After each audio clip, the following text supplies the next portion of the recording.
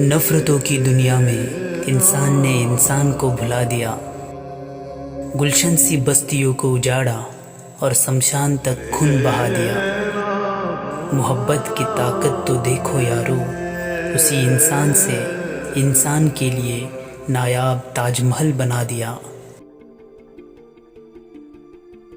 ताजमहल जो है मोहब्बत की निशानी, खूबसूरती का बेमिसाल नमूना, देश और दुनिया की सभी स्मारकों में सबसे मशहूर और शानदार महल।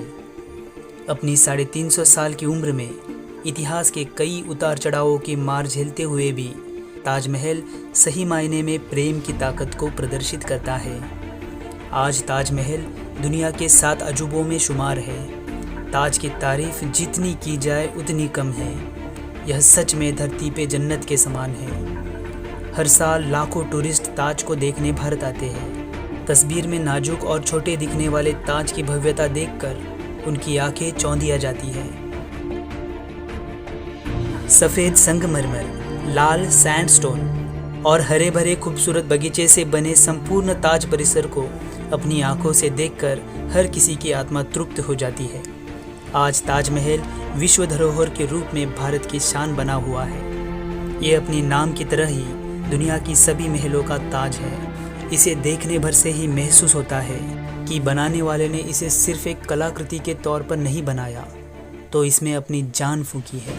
मानो किसी शायर ने बड़ी शिद्दत से एक एक लफ्ज़ को जोड़कर अपनी दास्ताए मोहब्बत बयां की हो। तो चलो दोस्तों, आज हम जान लेते हैं शाहजहां और मुमताज़ की अनोखी प्रेम कहानी से जन्मे इस नायाब ताजमहल की पूरी कहानी।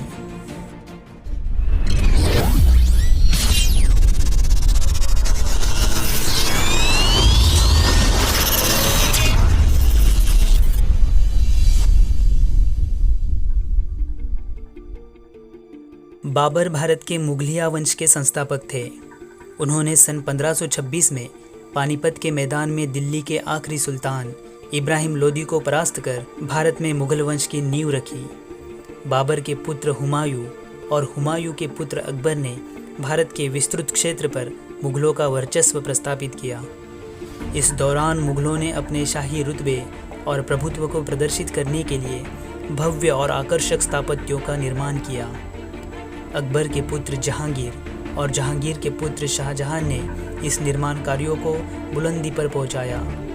5वें मुगल बादशाह शाहजहां के शासनकाल को मुगलों के शासनकाल का स्वर्ण युग और मुगल सभ्यता का सबसे समृद्ध काल माना जाता है। शाहजहां शब्द का अर्थ है इस जहां का शहंशाह। शाहजहां ने अपने जीवन काल में कई निर्माण कार्य करवाए, लेकिन उनके बनवाए ताजमहल ने शाहजहां और मुमताज़ की मोहब्बत की दास्तां को अमर कर दिया। मुमताज़ और शाहजहां का विवाह सन 1612 में हुआ था। शाही रिवाजों के चलते शाहजहां की कई शादियां हुई थी, लेकिन शाहजहां और मुमताज़ के रिश्ते में प्रेम की गहराई कुछ अलग ही थी। अपने 14वें बच्चे को जन्म देते वक्त सन 1631 में मुमताज़ की दुखद मृत्यु हो गई। मुमताज़ की मौत ने शाहजहां को गम के अंधेरे में धकेल दिया। साल भर में ही शाहजहां के बाल सफ़ेद हो गए, कमर झुक गई और चेहरे पर झुर्रियाँ आ गई। अपनी प्यारी बेगम की याद में शाहजहां ने अपनी शाही रुतबे के हिसाब से दुनिया का सबसे नायाब महल बनाने की महत्वाकांक्षा मन में ठान ली। सन 1632 में आगरा में यमुना नदी के दक्षिण छोर पर ताजमहल का निर्माण कार्य शुरू हुआ। ऐसा कहा जाता है कि इस जगह पर जयपुर के महाराजा जयसिंह का आलीशान महल था। बादशाह शाहजहां ने महाराजा जयसिंह से इस जगह का सौदा कर उसके बदले जयपुर के महाराजा जयसिंह को आगरा शहर के मध्य एक विशाल महल दे दिया। मुगल बादशाह शाहजहां के पास वास्तु स्थापत्य निर्माण का खानदानी अनुभव था। कई किले, मकबरे और भव्य मस्जिदों का निर्माण मुगलों द्वारा किया गया था, जिसमें हुमायूं का मकबरा, अकबर का मकबरा, आगरा का लाल किला, जहांगीर का मकबरा आदि शामिल है। उत्तरी भारत से लगभग 20,000 की मजदूर सेना ताजमहल के निर्माण कार्य में लग गई। 1,000 से अधिक हाथी निर्माण के दौरान यातायात हेतु प्रयोग होने लगे। देश विदेश के विभिन्न कोनों से कारीगर बुलवाए गए। बुखरा से शिल्पकार, सीरिया और ईरान से सुलेखनकर्ता, दक्षिण भारत से मशहूर पिच्चीकारी कारीगर, और बलूचिस्तान से पत्थर काटने वाले कारीगर बुलवाए गए। इसी प्रकार ताज के निर्माण में लगने वाली सामग्री को भी भारत समेत एशिया के विभिन्न देशों से मंगवाया गया, जिसमें श्वेत संगमरमर राजस्थान के मकराना से लाया गया, जैस्पर को पंजाब से, क्रिस्टल को चीन से, फिरोजा को तिब्बत से, लैपिस लजुली को अफगानिस्तान से, नीलम को श्रीलंका से और कर्नेलियन को अरेबिया से मंगवाया गया। कुल मिलाकर 28 प्रकार के बहुमूल्य रत्नों को ताजमहल के निर्माण हेतु मंगवाया गया। ताजमहल के प्रमुख वास्तुकार थे उस्ताद अहमद लाहौरी और मुख्य सुलेखनकर्ता थे ईरान से अमानत खां। कागज पर बनाया गया शाहजहां के ख्वाबों का ताजमहल हकीकत में बहुत ही बड़ा होने वाला था, लेकिन नदी के किनारे इतना बड़ा और बेशकीमती महल बनाना शाही अभियंताओं के लिए बड़ी चुनौती भरा काम था। सरकती और रेतीली ज़मीन पर नींव खड़ी करना कोई आसान काम नहीं था। वास्तुकर्ताओं ने इस पर अनोखा उपाय खोज निकाला। मजदूरों ने ठोस ज़मीन मिलने तक गहरे गहरे गड्ढे या कहे कुएं खोदे, उसमें पत्थर, कंकड़ और भारी भरकम गारा भर दिया और उसके ऊपर बेहद ही मजबूत नींव स्थान बनवाया गया। इस नींव को नदी सतह से लगभग 5 मीटर तक ऊंचा बनवाया गया, जिससे कि सीलन आदि से बचाव हो सके। सभी निर्माण सामग्री और संगमरमर को नियत स्थान पर पहुंचाने के लिए 15 किलोमीटर लंबी मिट्टी की ढलान बनवाई गई। 20 से 30 बैलों को खास निर्मित गाड़ियों में जोतकर शिलाखंडों को यहाँ लाया गया। नदी से पानी लाने के लिए रहट प्रणाली का उपयोग किया गया। उससे पानी ऊपर बने बड़े टैंकों में भरा जाता और फिर छोटे छोटे टैंकों से होकर नालियों द्वारा योग्य स्थानों पर पहुंचाया जाता। असल में ताजमहल एक बहुत बड़ी परियोजना थी, जिसमें मकबरे के साथ साथ मेहमान खाना, मस्जिद, नौबत खाना, मुख्य प्रवेश द्वार और बाग बगीचे भी शामिल थे। इस पूरी परियोजना को पूरा होते होते 22 सालों का वक्त लगा। सन 1653 में ताजमहल पूर्ण रूप से तैयार हो गया।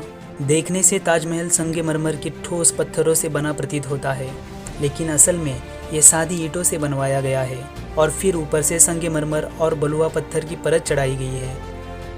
आज जो हजारों टूरिस्ट ताज देखने आते हैं, उनमें से बहुत से लोग तो ये जानते ही नहीं कि वो जो देख रहे हैं वो ताजमहल का पिछला हिस्सा है। दरअसल ताजमहल का मुख्य शाही दरवाज़ा उत्तर में नदी के किनारे है, क्योंकि मुगल काल में यमुना नदी ही ताज आने जाने का मुख्य रास्ता थी और यही नदी आसपास के सभी शाही इमारतों को जोड़ती थी। शाहजहां और उसके मेहमान ताजमहल में नदी किनारे बने चबूतरे से होकर आते थे, जो नदी के बहाव से काफ़ी पहले ही नष्ट हो चुका है। ताज को उत्तरी छोर से देखने से पता चलता है कि ताज के नदी किनारे वाले हिस्से को खूबसूरत जड़ाऊ काम और फूलबत्ती की नक्काशी से सजाया गया है। शायद ये बेहतरीन सजावट सिर्फ शाही आंखों के लिए ही थी। ताजमहल मुगल वास्तुकला का उत्कृष्ट नमूना है। इसमें फारसी, तुर्की, भारतीय और इस्लामी वास्तुकला का अनोखा सम्मेलन है। सन 1983 में ताजमहल को यूनेस्को द्वारा विश्व धरोहर का दर्जा प्राप्त हुआ और साथ में ही इसे विश्व की अत्युत्तम मानवीय कृतियों में से एक बताया गया। ताजमहल की विशेषता है कि इस इमारत की संपूर्ण संरचना सममितीय है। इस संपूर्ण परिसर में सिर्फ एक ही चीज़ असममितीय है और वो है शाहजहां की कब्र। इसे बदनसीबी ही कहा जा सकता है कि शाहजहां को अपने ज़िंदगी के आखिरी दिन कैद में गंवाने पड़े और वो भी अपने पुत्र औरंगजेब के। उत्तराधिकारी के सत्ता संघर्ष में औरंगजेब ने अपने ज्येष्ठ सौतेले भाई दारा शिकोह को परास्त कर संपूर्ण सत्ता पर अपना एकाधिकार प्रस्तावित किया और शाहजहां को आगरा के लाल किले में कैद कर लिया। शाहजहां अपने आखिरी दिनों में किले की खिड़कियों से ताज को निहारते हुए अपनी प्रिय बेगम को याद करते। आखिरकार सन 1666 में शाहजहां की मृत्यु हो गई। उन्हें उनकी इच्छानुसार उनकी प्रिय पत्नी मुमताज के बगल में ही दफनाया गया। असल में ताज एक कब्र है जो प्यार की कहानी बयां करती है, जो तराशी गई है सफ़ेद संगमरमर पर, जो दुनिया में अपने आप में एक अनोखी कहानी है। तो दोस्तों, आपको ये जानकारी कैसी लगी आप हमें कमेंट बॉक्स में ज़रूर बताइएगा। इस वीडियो को लाइक करके अपने दोस्तों में ज़रूर शेयर कीजिए। चैनल को सब्सक्राइब करके बेल आइकन को ऑल नोटिफिकेशन पे सेट कीजिए ताकि हमारी अगली वीडियो की नोटिफिकेशंस आपको तुरंत प्राप्त हो। तो चलो दोस्तों, मिलते हैं अगली वीडियो में। तब तक के लिए अपना ख्याल रखना। जय हिंद।